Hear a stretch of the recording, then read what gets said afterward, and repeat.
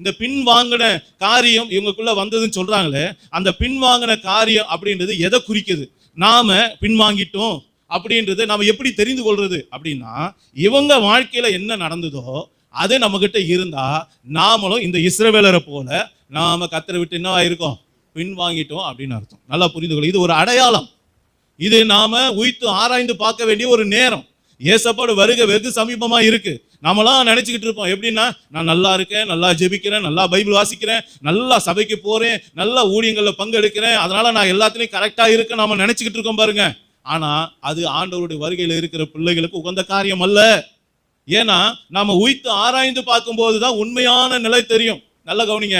ஒரு மனுஷன் நல்லா இருக்கிற வரைக்கும் அவனுக்கு நல்லா இருக்கு, என் உடம்பு நல்லா இருக்கு அப்படின்னு சொல்லுவாங்க. திடீர்னு கொஞ்சோண்டு ரத்த டெஸ்ட் எடுத்து பார்த்தா தான் தெரியும் என்னன்னு, அவனுக்கு சுகர் இருக்கா, பிபி இருக்குதா, கொலஸ்ட்ரால் இருக்கா, கிட்னி பிரச்சனை என்ன ஏதுன்னு என்ன பண்ணுவாங்க.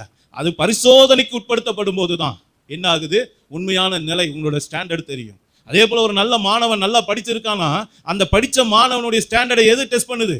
அவனுக்கு வரக்கூடிய எக்ஸாம் தான்.